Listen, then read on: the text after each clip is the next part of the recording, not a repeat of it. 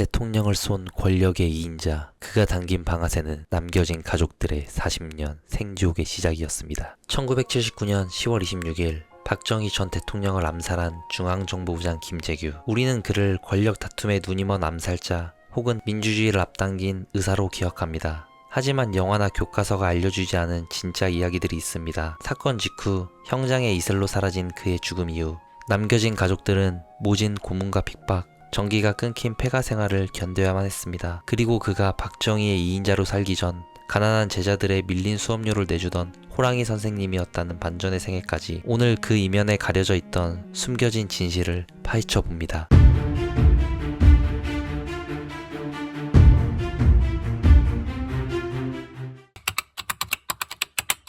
(1979년 10월 26일) 궁정동에 울려 퍼진 총성은 18년 절대 권력을 무너뜨렸지만 동시에 한 가족의 삶을 철저히 파괴했습니다. 사건 직후 역적의 가족이라는 주홍글씨를 안고 살아가야 했던 김재규 유족들의 삶은 그야말로 생지옥이었습니다. 김재규의 어머니 권유금 씨는 사형 집행 이틀 전 아들과의 마지막 면회에서 "너는 나라를 위해 충성스럽게 죽은 사람이다. 옛말에 충신은 불효가 없다고 했으니 울지 마라" 며 덜덜 떠는 며느리와 자식들 앞에서 도리어 사형을 앞둔 아들을 위로했습니다. 독실한 불교 신자였던 어머니는 마지막으로 아들의 손에 굵은 염주를 쥐어주었고, 김재규는 염주를 손에 꼭 쥔 채 형장으로 사라졌습니다. 놀랍게도 어머니는 그로부터 21년 뒤 아들의 거사를 치른 날짜와 정확히 똑같은 2001년 10월 26일에 98세를 일기로 세상을 떠나는 기이한 운명을 맞이했습니다. 본부인 김영희 씨와 외동딸 김수영 씨의 삶 또한 창살 없는 감옥이었습니다. 신군부에 의해 전 재산을 몰수당한 상황 속에서도 부인 김영희 씨는 친정아버지가 건네준 생활비를 자신을 위해 쓰지 않았습니다. 그녀는 남편의 명령을 따르다 억울하게 사형당한 부하 직원들, 박선우 의정과장 등의 유자녀들을 찾아가 남몰래 학비를 지원했습니다. 그녀의 이 따뜻한 손길 덕분에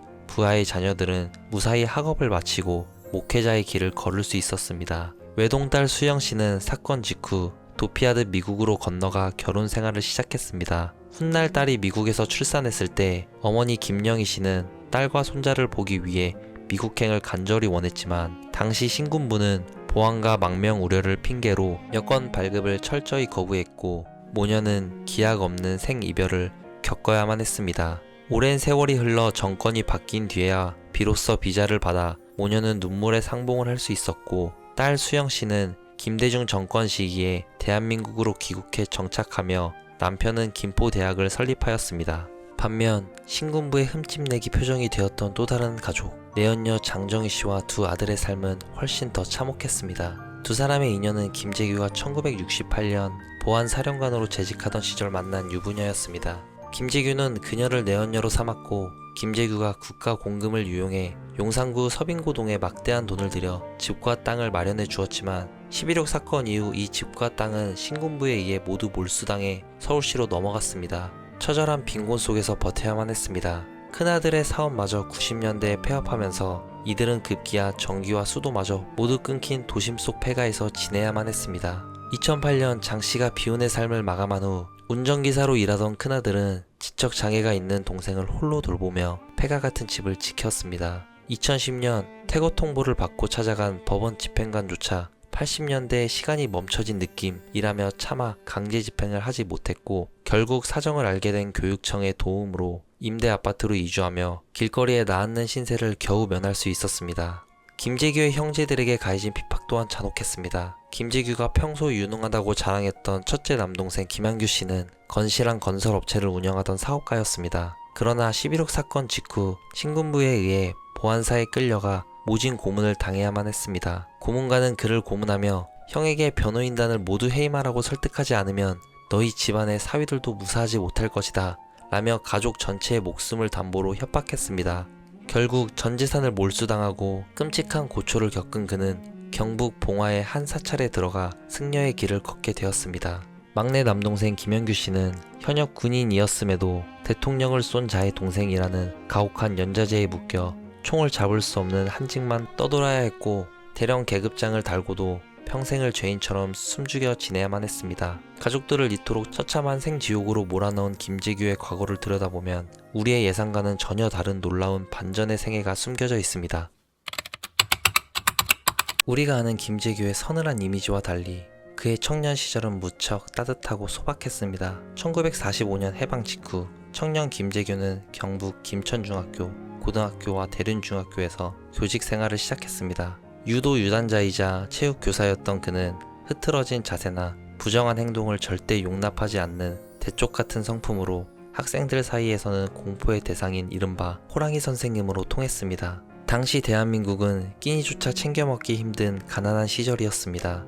수업료를 내지 못해 눈물을 머금고 학업을 포기하려는 제자들이 속출하자 김재규는 자신의 박봉을 쪼개어 그들의 밀린 수업료를 남몰래 대신 내주었습니다.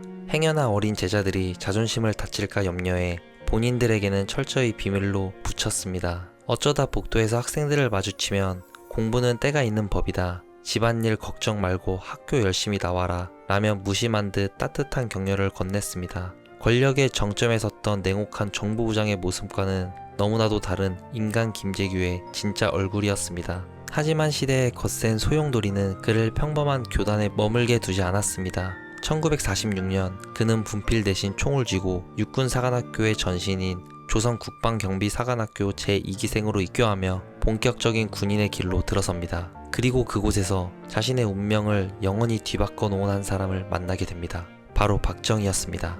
같은 경북 서산 출신이라는 끈끈한 동양의 정, 그리고 식민지 조국에서 교사로 일했던 공통의 경험은 두 사람을 급속도로 가깝게 만들었습니다. 고향 후배 김재규를 박정희는 친동생처럼 각별히 아꼈고 김재규 역시 풍부한 경험을 가진 박정희를 친형처럼 굳게 믿고 따랐습니다. 군인이라는 엄격한 위계 속에서도 두 사람의 사이에는 끈끈한 신뢰가 흐르고 있었습니다. 이들의 관계가 단순한 친분을 넘어 절대적인 신뢰로 굳혀진 결정적인 계기는 1961년 5.16 군사정변이었습니다. 당시 제5사단장이었던 김재규 준장은 거사 계획을 전혀 알지 못했기에 병력을 출동시키지 않았습니다. 이로 인해 정변 직후 반혁명 세력으로 몰려 혁명군 사령부의 체포 및 구금되는 일촉즉발의 위기를 맞이하게 됩니다. 모두가 김재규를 의심하며 차가운 눈초리를 보낼 때 최고 권력자가 된 박정희는 단호하게 선을 그었습니다. 김재규는 내가 잘 안다. 그는 절대 그럴 사람이 아니다. 당장 풀어줘라. 정치적 계산보다 앞섰던 인간적인 믿음. 이 한마디로 풀려난 김재규는 박정희를 평생의 주군으로 모시게 됩니다. 박정희 역시 이 사건을 계기로 김재규에 대한 절대적인 신임을 재확인했고 이후 김재규를 호남비료 사장 자리에 임명하였습니다. 겉보기에 호남비료는 평범한 민간 기업 같지만 실상은 군사 정권의 관리하에 있는 핵심 요직이었습니다. 김재규의 진가는 1974년 건설부 장관으로 임명되면서 더욱 빛을 발했습니다. 당시 대한민국은 5.1 쇼크로 인해 국가 경제가 뿌리채 흔들리는 위기를 맞아 있었고 돌파구는 오직 중동 건설 시장뿐이었습니다. 김재규는 40도가 넘는 열사의 중동 사막으로 직접 날아가 현장을 누볐고 땀 흘리는 근로자들과 함께 호흡하며 사우디아라비아 왕족과 이란 관료들을 직접 만나 설득했습니다. 부임 초기 8천만 달러에 불과했던 해외 건설 수주액은 기하급수적으로 늘어나 1976년 마침내 30억 달러라는 경이로운 수주 고지를 달성하며 외화 획득에 지대한 공헌을 합니다. 박정희 대통령은 그 공을 높게 생각해 근정훈장을 수여하며 사석에서는 이렇게 찬했습니다. 자네는 나의 분신이다. 결국 이 눈부신 성과와 굳건한 신뢰를 바탕으로 김재규는 1976년 12월 대한민국 권력의 심장부인 중앙정보부장의 자리에 오르게 됩니다. 이토록 굳건했던 박정희 대통령과의 신뢰는 청와대에 또 다른 실세가 등장하면서 치명적인 금이 가기 시작합니다.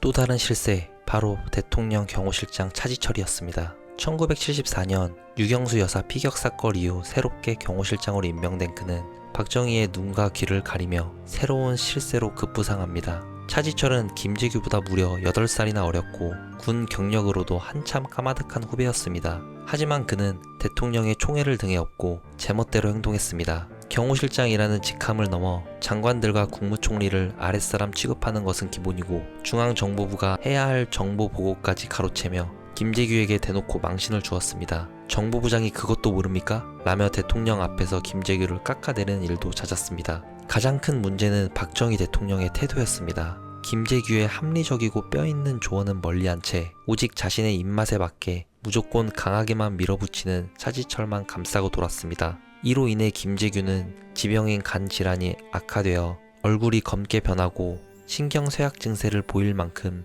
극심한 스트레스에 시달렸습니다. 이들의 갈등이 걷잡을 수 없이 폭발한 것은 1979년 10월 이른바 부마 항쟁이 터지면서부터입니다. 신민당 김영삼 총재의 의원직 박탈에 분노한 부산과 마산의 수만 명의 시민들이 거리로 쏟아져 나와 유신철폐, 독재 타도를 외쳤습니다. 현장을 직접 시찰하고 돌아온 김재규는 사태의 심각성을 뼈저리게 느꼈습니다. 그는 박정희에게 이것은 단순한 선동이 아니라 체제에 돌아선 진짜 민심입니다. 근본적인 대책이 필요합니다. 라며 억누르기보다 부드럽게 해결할 것을 건의했습니다. 하지만 차지철은 콧 웃음을 치면서 캄보디아에서는 300만 명도 죽였는데 우리가 100만, 200만 정도는 탱크로 밀어버리는 게 무슨 문제입니까? 까불면 쓸어버려야 합니다. 라고 말합니다.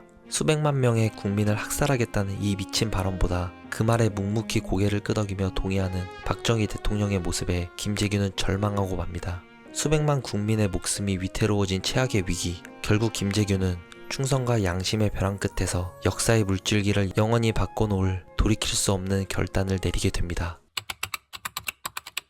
1979년 10월 26일 저녁 6시경 종로구 궁정동의 비밀 연회장인 안가에서 팽팽한 긴장감이 감돌았습니다. 박정희 대통령, 차지철 경호실장, 김계원 비서실장, 그리고 김재규 중앙정보부장이 모인 만찬 자리였습니다. 술잔이 오가는 중에도 박정희 대통령과 차지철은 끊임없이 김재규를 깎아내렸습니다. 부산 사태는 정보부가 무능해서 커진 것 아닙니까? 정보부가 좀 무서워야지. 그렇게 약해 빠져서 쓰겠소. 라는 날선 직책과 모욕은 끊기지 않았습니다. 치밀어 오르는 분노를 견디다 못해 김재규는 잠시 방을 빠져나와 2층 집무실로 가서 권총을 챙겼습니다. 직속 부하인 박선호 의정과장과 박흥주 대령을 조용히 부른 그는 단호하게 지시했습니다. 오늘 저녁 해치운다. 방에서 총소리가 나거든 경호원들을 해치워라. 보안이 새어나갈까봐 거사 직전에야 부하들에게 계획을 알린 것입니다. 저녁 7시 40분경 다시 방으로 돌아온 김재규는 자리에 앉아 차지철을 노려보면서 소리쳤습니다. 카카, 이따위 버러지 같은 자식을 데리고 정치를 하니 정치가 똑바로 되겠습니까? 그 말과 함께 김재규는 차지철을 먼저 쏘았고 놀란 박정희 대통령을 향해서도 방아쇠를 당겼습니다. 도중에 권총이 고장나는 돌발 상황이 있었지만 그는 황급히 밖으로 뛰쳐나가 부하의 권총을 빼앗아 다시 들어와 두 사람에게 확인 사살까지 마쳤습니다. 18년 동안 절대 권력을 누렸던 대통령이 세 발의 총선과 함께 무너져 내리는 순간이었습니다. 피 묻은 셔츠 차림으로 허겁지겁 건물을 빠져나온 김재규는 근처 별채에 대기하고 있던 육군 참모총장과 함께 차에 올랐습니다. 차 안에서 김재규가 다급하게 어디로 가지? 라고 말하자 곁에 있던 정승화 총장이 육본으로 가시죠 라고 제안했습니다. 만약 자신이 장악하고 있던 중앙정보부로 가서 상황을 지휘했다면 역사의 흐름이 바뀌었을지도 모르지만 김재규는 자신의 통제권 바뀐 육군본부로 향하자는 제안을 받아들였습니다. 결국 육군본부에 도착한 김재규는 군을 장악하기는커녕 사태를 파악한 헌병들에 의해 허무하게 체포되고 맙니다. 이 권력의 2인자는 하루아침에 살인범으로 전락해 재판장에 서게 됩니다. 하지만 죽음이 눈앞에 닥친 그 순간에도 그는 끝까지 지키고자 했던 것이 있었습니다. 11.6 사건 직후 정권의 공백을 틈타 전두환 보안사령관이 이끄는 합동수사본부가 실권을 장악합니다. 전두환은 이 사건을 대통령이 되겠다는 어처구니 없는 과대망상과 권력 다툼으로 빚어진 우발적 살인으로 단정지었습니다. 재판은 빠른 속도로 진행되었습니다. 1심 재판은 첫 공판 후 불과 16일 만에, 2심은 6일 만에 끝났고 기소 17일 만에 사형 선고가 내려지는 군사 재판이었습니다. 심지어 경험조차 없는 군 법무관이 판사를 맡았으며 다른 방에서 윗선이 스피커로 재판을 들으며 쪽지로 지시를 내렸다는 말이 나올 정도로 당시 재판의 공정성에 대한 의혹이 제기되기도 했습니다. 사형을 직감한 김재규는 법정에서 목숨을 구걸하지 않았습니다. 대신 그는 자신의 행동이 개인의 욕심 때문이 아니라 자유민주주의의 회복을 위한 혁명이었음을 끝까지 굽히지 않았습니다. 그리고 죽음이 코앞으로 다가온 최후 진술의 순간 그는 재판장을 향해 눈물로 호소합니다. 사람이란 약간의 생각할 시간이 주어지지 않고서는 판단할 능력이 없습니다. 저는 부하들에게 생각할 틈조차 주지 않고 강압적으로 지시했습니다. 저에게는 극형을 주시고 제 명령에 따른 죄밖에 없는 저 젊은 부하들에게 제발 극형만은 면해주시기를 간곡히 부탁드립니다. 부하들 역시 죽음의 문턱에서 상간을 원망하지 않았습니다. 거사에 참여했던 해병대 출신의 경비원 이기주는 상관의 명령에 복종한 것은 군인으로서 잘한 일이나 죄 없는 경호원들에게 총을 쏜 것은 잘못이라고 생각한다. 하지만 한 번 해병은 영원한 해병이다. 라며 끝까지 충성을 보였습니다. 특히 김재규의 가장 가까이서 지켰던 현역 군인 박흥주 대령의 사연은 많은 이들의 가슴을 울렸습니다. 그는 현역 군인이라는 신분으로 단심제가 적용되어 단 한 번의 재판으로 가장 먼저 사형이 확정되었습니다. 박흥주는 수감되어 있던 감방 벽면에 뭉클한 낙서 한 줄을 새겼습니다. 선비는 자신을 알아주는 사람을 위해 죽는다. 끝까지 상관에 대한 깊은 존경심을 표한 참군인의 마지막이었습니다. 1980년 5월 24일 한때 권력의 정점에 섰던 이인자 김재균의 형장의 이슬로 비참하게 사라졌습니다. 그가 세상에 남긴 마지막 유언은 단 한 줄이었습니다. 국민 여러분, 자유민주주의를 만끽하십시오. 세상을 바꿀 수 있다고 믿었던 그의 거사는 이렇게 처참한 몰락으로 끝이 났고, 그가 당긴 방아쇠의 가혹한 대가는 영상의 시작에서 보았듯 고스란히 남겨진 가족들의 몫이 되어 40년의 지독한 가난과 모진 핍박으로 이어졌습니다. 오늘 전해드린 숨겨진 역사의 이면을 여러분은 어떻게 보셨나요? 정답이 없는 이 역사의 질문에 대해 여러분의 솔직하고 다양한 생각들을 댓글로 자유롭게 남겨주세요. 오늘 영상이 깊은 여운을 남겼거나 흥미로우셨다면 채널 성장에 큰 힘이 되는 구독과 좋아요 부탁드립니다. 그리고 김재규가 마지막 순간까지 살리고 싶어 했던 사람, 죽음 앞에서 상관을 원망하지 않고 의리를 지키다 사형대로 가장 먼저 올랐던 비운의 참군인 박흥주 대령의 가슴 아픈 사연이 궁금하시다면 바로 화면에 뜨는 추천 영상을 클릭해 바로 만나보시기 바랍니다. 시청해주셔서 감사합니다.